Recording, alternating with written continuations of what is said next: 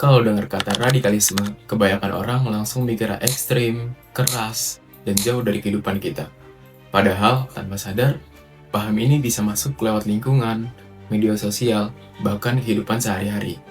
Makanya, hari ini kita mau ngobrol santai tapi serius soal radikalisme.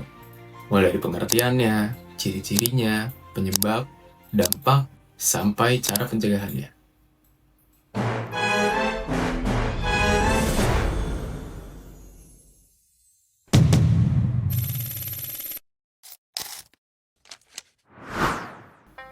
Oke, kita mulai dari pertanyaan paling dasar.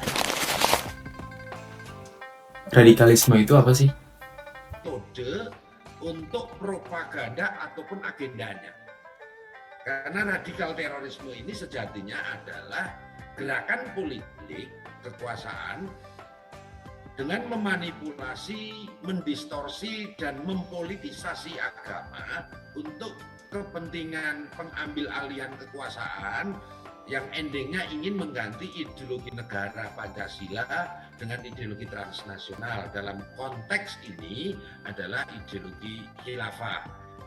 Ingin mengganti sistem negara dengan sistem agama menurut versi mereka. Kalau disederhanain, radikalisme itu paham yang pengen perubahan secara ekstrim dengan cara memaksakan kehendak. Biasanya paham ini menolak perbedaan dan merasa kekerasan itu bisa dibenarkan. Yang sering nggak disadari, radikalisme nggak selalu muncul dalam bentuk aksi, tapi juga lewat pola pikir dan cara ngomong. Oke. Berarti orang bisa aja punya pola pikir radikal tanpa sadar ya? Walaupun belum ngelakuin apa-apa juga. Biasanya ciri-cirinya kelihatannya dari mana?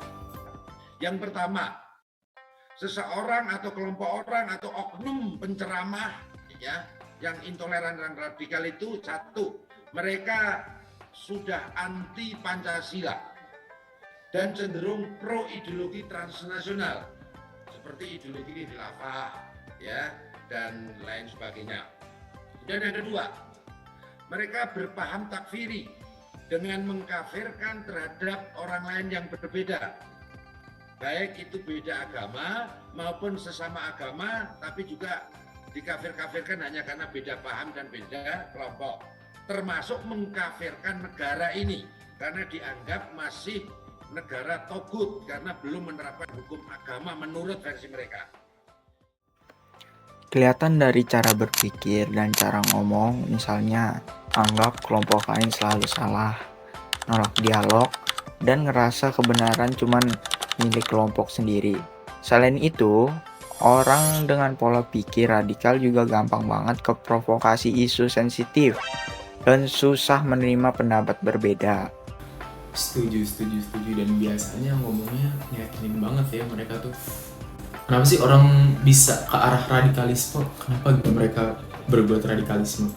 Faktornya banyak, mulai dari kurangnya pemahaman dan literasi, pengaruh lingkungan, sampai media sosial yang isinya sering nggak difilter.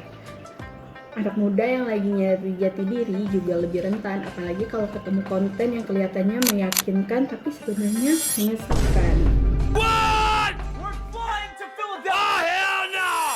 Nah, apalagi kalau informasinya cuma satu arah kan? Kalau ini dibiarin, terus dampaknya apa?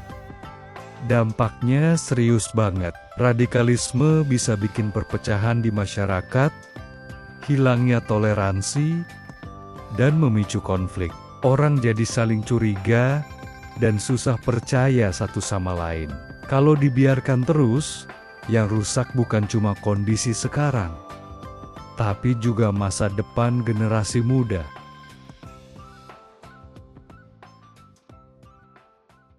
Terus, apa yang bisa kita lakuin buat mencegahnya?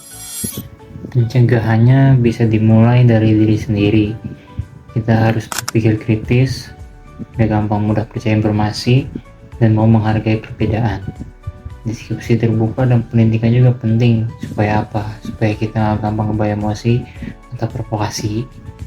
Jadi bukan cuma tugas pemerintah, tapi tugas kita juga. Intinya, radikalisme nggak muncul tiba-tiba. Tapi tumbuh dari cara berpikir.